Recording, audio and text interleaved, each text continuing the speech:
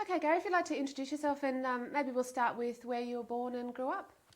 Well, my full name is Garry Gordon Cooper, and the Garry's spelt with two R's. Otherwise it's Gary, like the film star. I was born in Hutt Street Private Hospital in Adelaide in 1938. We spent our initial childhood down at Robe in the southeast of South Australia, and then moved back to the Adelaide suburbs, and we lived in a number of places around Adelaide itself.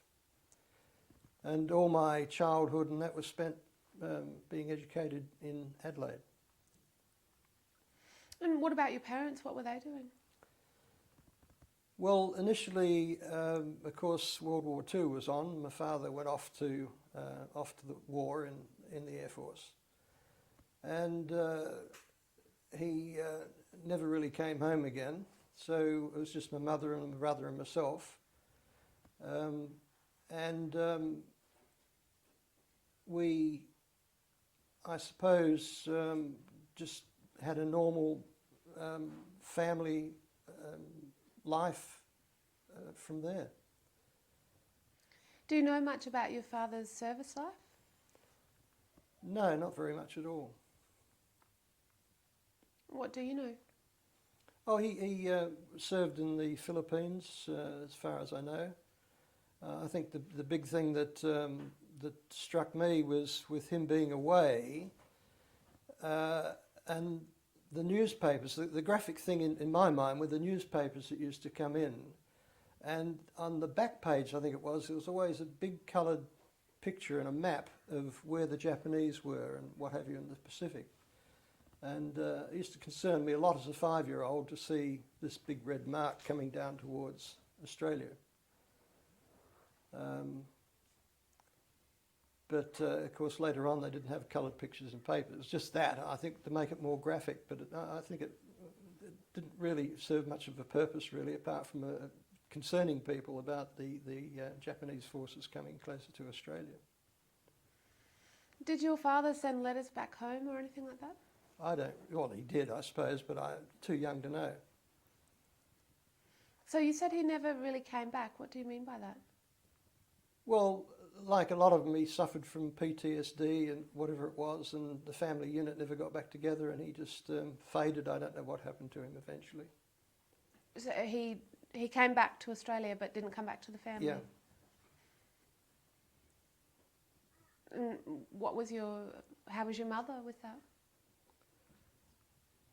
Well, once again, being so young, you don't really get an impression. She just went about her life trying to provide the best she could for us. And you had siblings? I had a brother called Adrian, who lives now in Adelaide. Younger, older? Younger, 5 years younger. So did you have to look after him a fair bit, being the oldest son? Yeah, I guess I did. I used to look after him quite a bit while my mother worked. Of course, in those days, there wasn't a lot of affluence around. Generally, people sort of struggled to get by.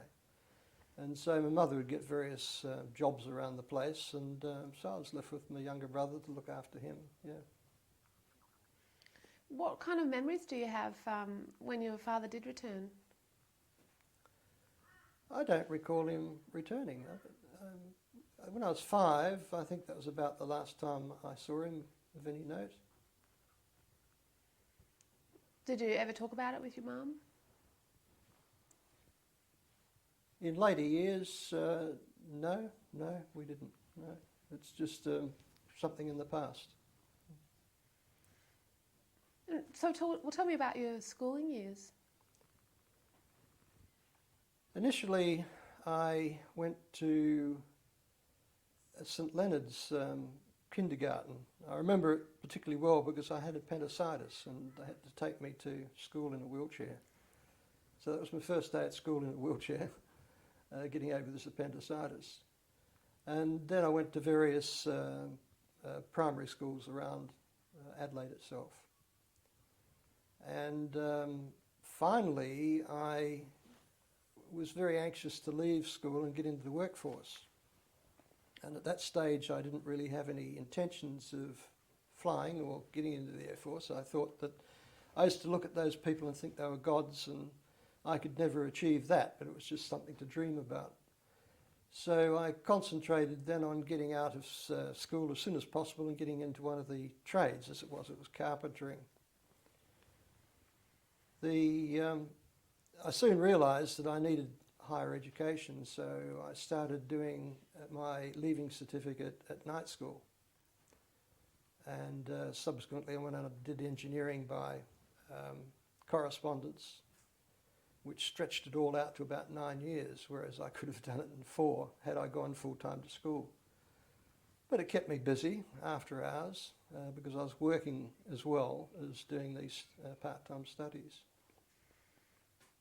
Would have kept a young teenage boy very busy. Yes, yeah, it certainly did. It kept me off the streets. I think it moulded me a lot better because I didn't have a lot of spare time to go hooning around and doing a lot of the things that a lot of the other youths did. But it took a lot of dedication to spend all my spare time studying.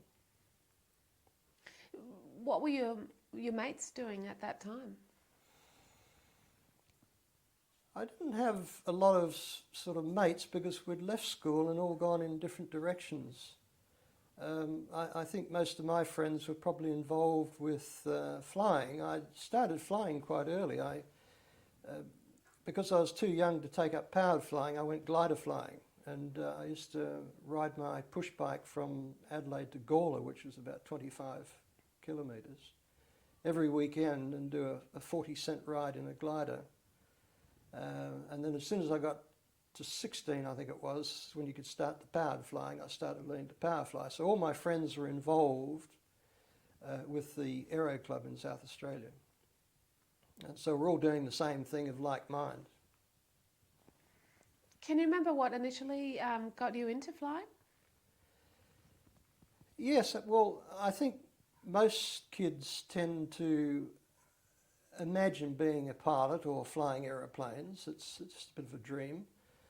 And when I started doing carpentering, at lunchtime we used to sit outside having our lunch and just talking about inane things. And it used to bore me a bit. And in those days, the Air Force could do their flying training over Adelaide City.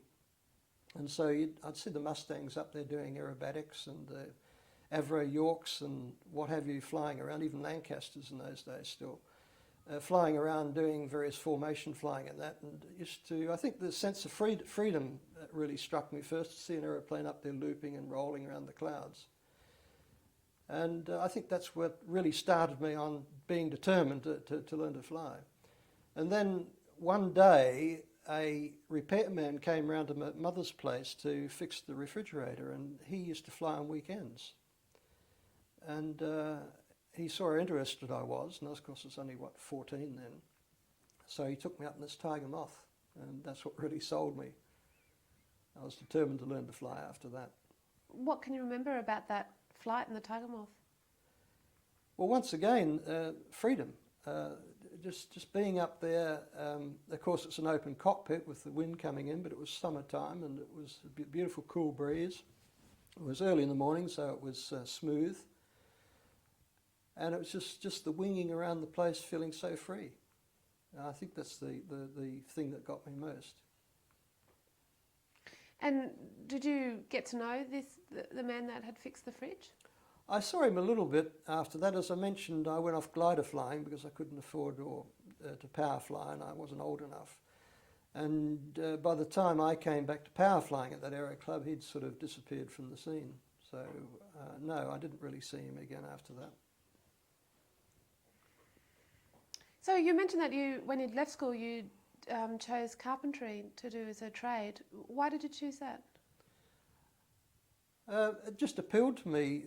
I like working with my hands, and the thought of just working at different places on different houses really appealed to me. And once again, freedom, moving about the place, different environments all the time. No, that was the thing. It's just working with my hands, and I couldn't see myself being an electrician or anything else like that. It's just being able to mould things out of wood. And was there an option to continue on with school, or what was that decision there?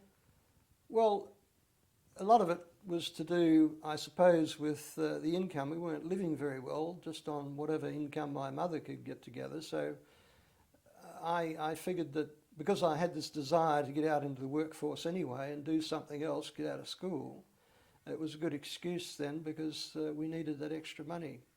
Not that I earned very much, of course, in those days. The salaries weren't much, but at least it gave me a bit of freedom to spend money on things that I wanted to, as well as supplement the keeping of the family. What did your mother do for work? All sorts of things. Mainly housework, but a little bit of clerical stuff. And she used to play a banjo, and she used to get a little bit of money from playing the banjo at various, not bands, but various venues around the place. So there are a lot of varied things she did. Was it difficult for her, do you think? I would imagine it would be. I can imagine myself in that position. Two young boys, bringing them up. I think any single parent finds it difficult. Although today the benefits, social benefits, are quite good, and they seem to get by quite well today. But of course, in those days, social benefits were virtually non-existent.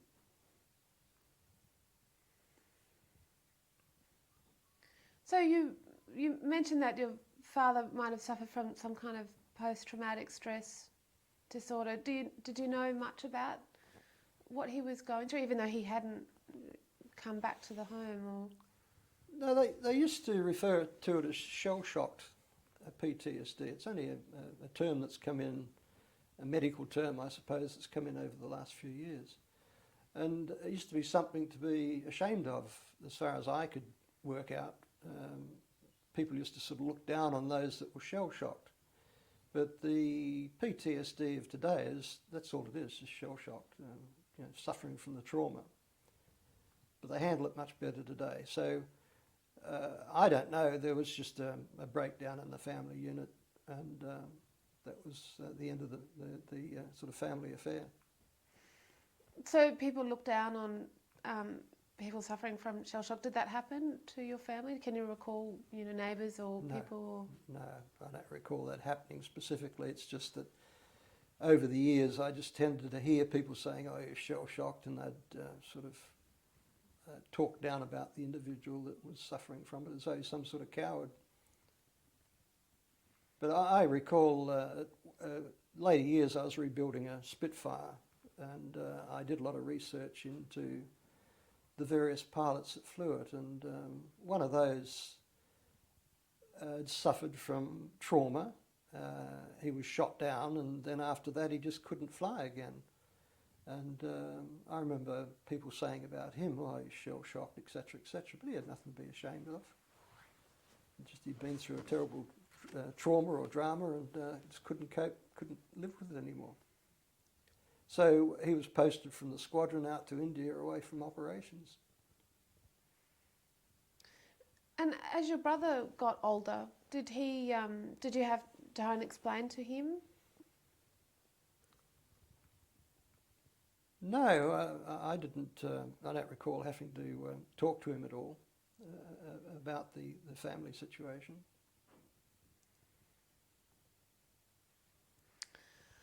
Okay, so you're doing your apprentice with your carpentering. And did you enjoy that time?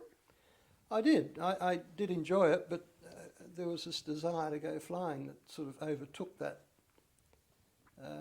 Had I not sat out there daydreaming, I suppose, or had the drive to go out and better my situation, I probably still would have been a carpenter. So you started off in doing your night school? Yes. Yeah, that was in Adelaide with the School of Mines and Industry. So did you have much time to socialise at all with working and doing night school? What about, your weekends? You were...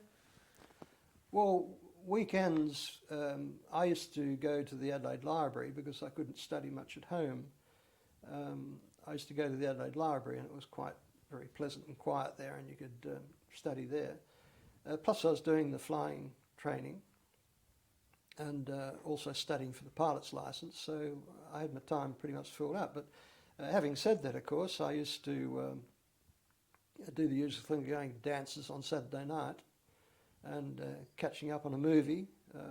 In those days, because there weren't that many movies going, you could really catch up with every movie that was going at the time. So you see one movie a week and that's it. But of course nowadays you can't catch all the movies.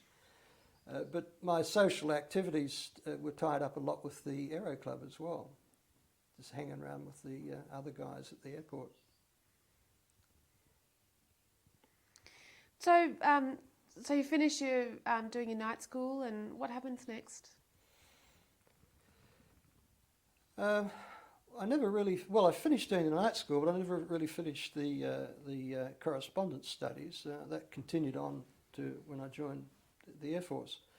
So after I'd finished my private license, I then got my commercial license at 19, and I couldn't understand then why nobody'd hire me. You know, I was only 19 years old with no flying experience, but I had the credentials, and I thought, you know, everybody should be knocking on the door offering me a job. That didn't happen, but eventually I went to Sydney, where I thought there might be more jobs available, being the capital city on the east coast. And a friend of mine, Graham Wright, and I shared an attic apartment in King's Cross, a brothel, because that's all we could afford to do. And we got jobs doing various things around. I worked for the National Cash Register Company in Sydney as a costing clerk. And Graham got a job in East Africa, and he subsequently killed, flew down in the side of a volcano. And as a matter of interest there too, he had with him Tina Lawton, who was a very up-and-coming folk singer, and they all perished in the crash.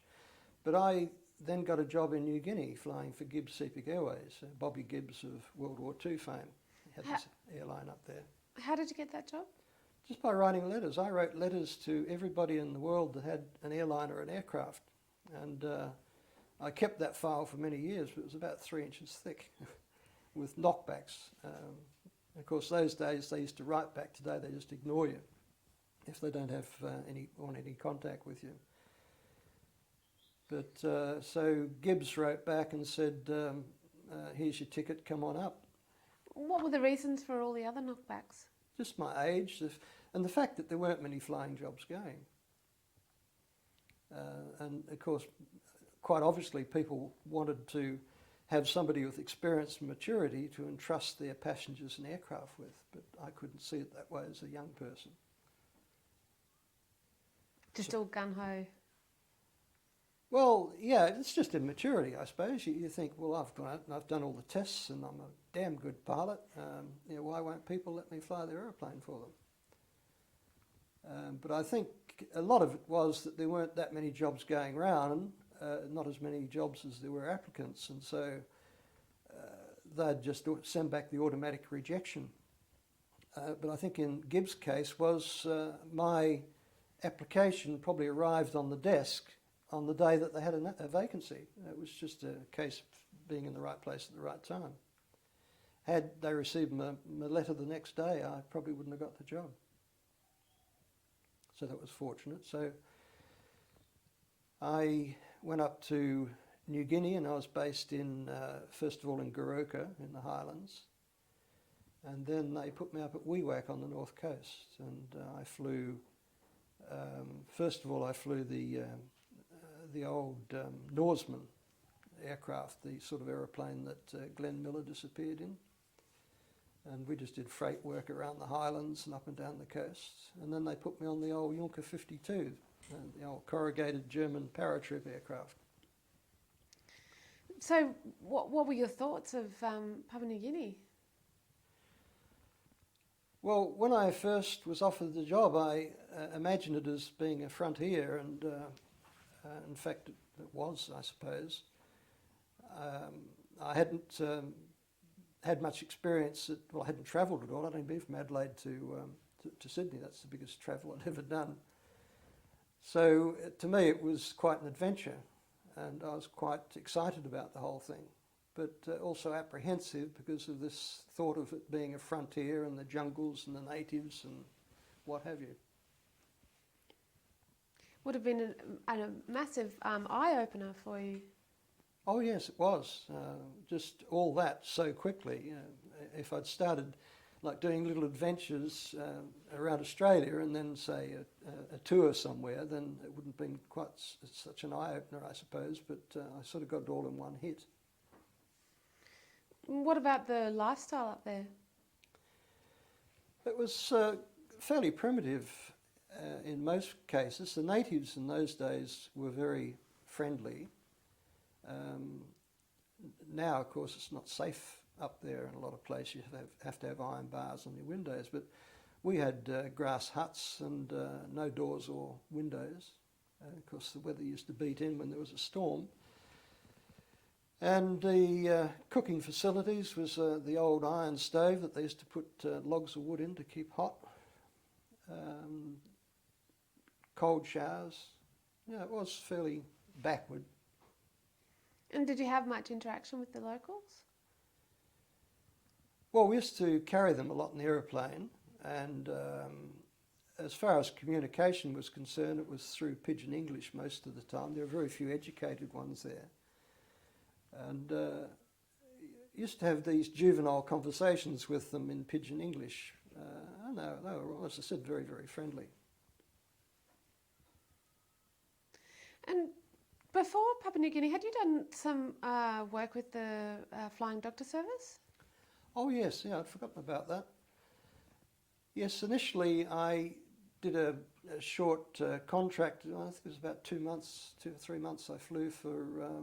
They called themselves Silver City Airways, and they had a flying doctor outpost from Port Augusta, and used to fly from Port Augusta up through Oodnadatta in the inland, just picking up patients basically, and doing the odd mail drop, but it was mainly just picking up patients for the Flying Doctor Service. And it was only for 2 or 3 months? Yes. Yeah, they only required somebody for a short space of time. It was just a company that had, I think, about 3 Osters.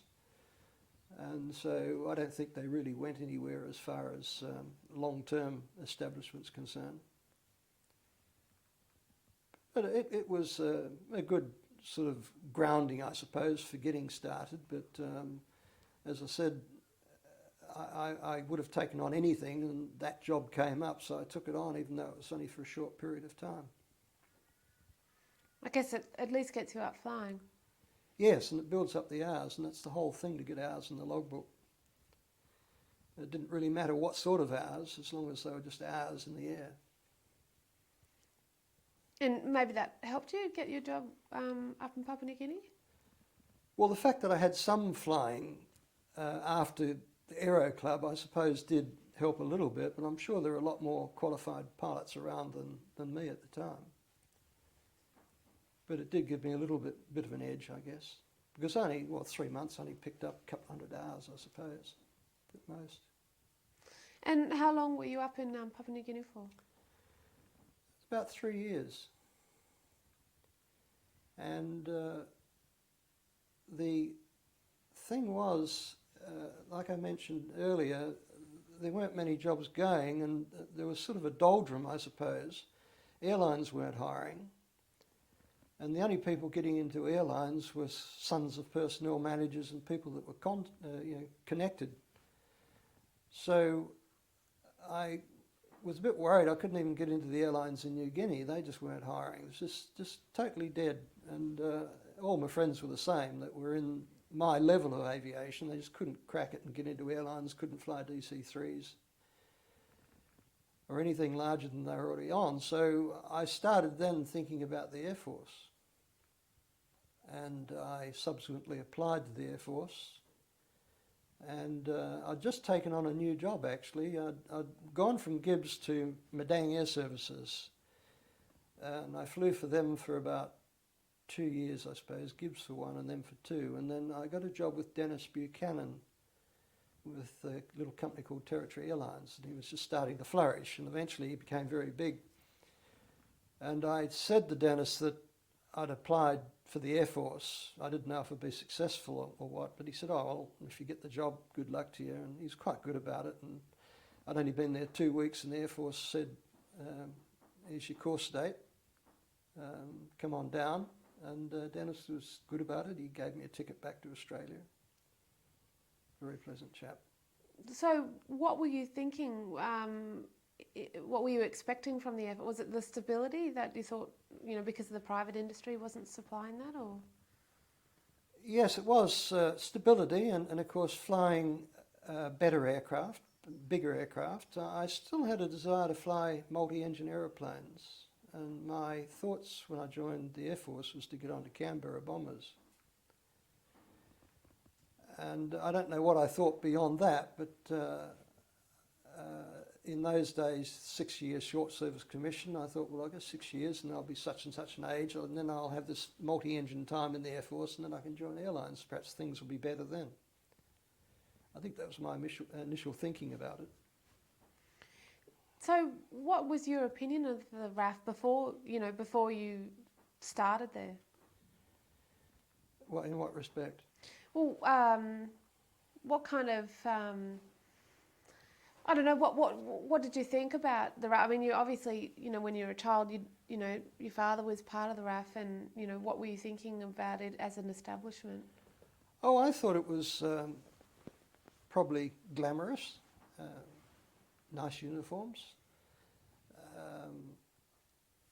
and I never envisaged having to go to war.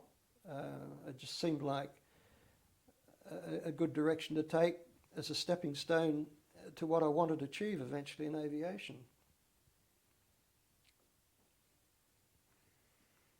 And what was your mother's reaction for you joining up? Oh, she never objected to anything I did.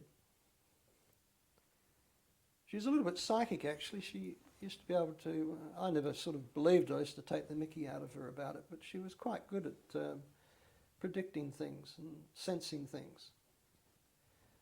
But she must have sensed that everything would be okay, so she never complained about it. What had she predicted? Oh, she predicted, or not predicted, but knew when I'd had a problem down the Antarctic. I was posted to the Antarctic at one stage in the Air Force career. And I'd had an engine failure down there, and she knew it had happened before, not specifically what had happened, but she knew that something had happened before the event. Well, when I say before the event was released in Australia. Wow. And there are a lot of other instances too that I can't remember straight off, but she was quite good at predicting and seeing things and anticipating things.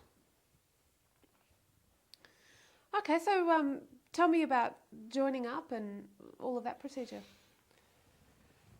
Yeah, well, I did the initial interviews in Sydney, and when I arrived there, I didn't think I had a hope in Hades of getting in, because there was something like 400 people there the first day. And they're all kids wearing school ties and school jackets and highly educated. And at that stage, I hadn't completed my tertiary studies, the leaving certificate. But they weeded us down over about 4 days with medicals and aptitude tests, etc., etc. And there was a squadron leader there called Joe Turnage, who was the CFI of one of the flying training schools, and he was there vetting people as well. And I didn't do very well on the coordination test. In fact, they got me back in before the board and said, well, you failed this coordination test.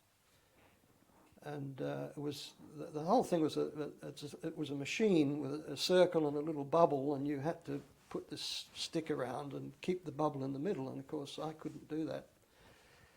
And Joe Turnage said, well, you know, you've got 3,000 hours. It really proves the point. And his point was that this is a silly machine. It didn't really prove anything at all, but because they'd used it back in World War II, etc., it was a thing that carried on. And he said to the board, well, I'm prepared to take a chance and accept him because of the time he has, and it proves my point. I think he's trying to prove a point that this was a silly machine. I don't know if they stopped using it in subsequent years, but it did seem a bit silly to me. But it did sort of show a bit of coordination, I guess. But of course, you didn't have to be able to fly to use this machine. So it did prove a point, I think, that if you can fly an aeroplane, you don't necessarily are in a position to operate this machine. So I think it was him, I got him to thank for me being accepted. As I mentioned, I went back to New Guinea and didn't know if I'd been accepted, and then I got the word a couple of weeks later that I had been, so I went back to Australia. I was about to start in the April of 1960. And we had 22 guys on the course, number 39 pilot's course. So we started with all the rookie stuff first, no flying, for I think it was 3 weeks. 3 weeks solid drill and all that nonsense. Carrying rifles around, marching, running. And whenever you went anywhere, you had to do it at the double. And of course, I was terribly unfit then because I'd been up in New Guinea and the most exercise I had was walking from my bed to the aeroplane, really. And of course, all the others were basically fit young kids from college. We did have some remusters on the course, guys that had been in the Air Force for a while as electrical fitters and what have you. There were 4 of those. One was an air traffic controller and he'd transferred to pilot training. So it took me a little while, but then I got very fit, as fit as the rest of them. And in fact, I used to do quite well in the cross-country runs. Well, how was that, being a bit older and trying to fit into that group that, you know, were straight from school? Well, I was 23 and I thought the 18-year-olds were terribly juvenile, but of course it's all relative. If you're 60 and you're talking to a 57-year-old, it doesn't mean a thing, but if you're 18 and 23, it seems to mean a lot. But no, I got on quite well with them. We're a good bunch of guys. There wasn't any conflict. In fact, we didn't even have any cliques within the group. We didn't have sort of factions that went off. We all got on quite well together. Would they tease you for, you know, initially when you weren't as fit as them? Was there any kind of just jovial teasing that would happen? No, not really. I think they're all feeling it because the first 3 weeks, then 2 weeks we spent down at Point Addis living in tents, and we're going up and down cliffs at 4 o'clock in the morning and running on the beaches, and they were really feeling it too. It's just that I myself felt that I wasn't handling it as well as they were. And I couldn't keep up on long runs. I'd get out of wind much quicker than they would. How did you find doing that basic drill and, you know, you'd been out and you'd been living life, flying. How did you cope? I didn't like it at all. It's not what I joined the Air Force to do. But it's just that I knew that within 3 months we'd start flying training and I could start enjoying things. And I knew also that when you graduated, you're an officer, you wouldn't have to do that sort of thing. Not like being in the army, where if you're an infantryman, you're doing it all your career. So it's just a period in the life of an Air Force officer doing his training. Well, what did you think of the army? Well, depends which army. I never ever thought of joining the Australian Army. I had a lot to do with the US Army because I was posted to the US Army in Vietnam. And I have a lot of respect for the people. Well, what about in those early rookie days? How did the young, you know, young RAFs think of, what did they think of the army guys? Well, there's always that friendly rivalry between the various services. And we used to have competitions. In fact, as I mentioned, I got quite well at cross-country running, and I came second in the inter-service cross-country run, which is about 15 kilometres. And we had Army, Navy and Air Force in that particular thing, inter-service. But we didn't really have a lot to do. The Australian forces, wasn't until Vietnam that they started to having a bit more cooperation between the different forces. Whereas the Americans, of course, had worked together a lot, even back in the Korean War. But with the Australians, you're in the Air Force and really didn't have much to do with the Army at all. Later on, I did a joint warfare course, and we had Army and Navy on that, but once again, it was only during the course that you had anything to do with them. So you finished your initial rookie training? Yes, and then we went on to flying training in the Windjule, and that's when they started carving people out. I had an instructor called Freddie Price, who went on to become a captain with Trans-Australia Airlines when he got out of the Air Force, and we got on very well together. What was his experience? I think he was only ever flew Dakotas or something of that nature. He didn't spend long before he went back into flying training after he graduated. There had been the doldrums in the Air Force too. They weren't hiring or taking people into the Air Force for forced recruiting. And then suddenly they put 2 courses on, and then they started doing more and more courses. But initially, between say 37 and 38 course, it was something like 18 months, whereas at other times they'd run them every 6 months. So they actually run things down, and I think it's because there was a bit of a credit squeeze going. There wasn't much going on in the Air Force. There wasn't much flying. And so people were finding themselves at loose ends around various squadrons, and they were spending very little time after they graduated actually with a squadron, and they were back at flying training school becoming instructors. And I think that's what happened to Freddie Price.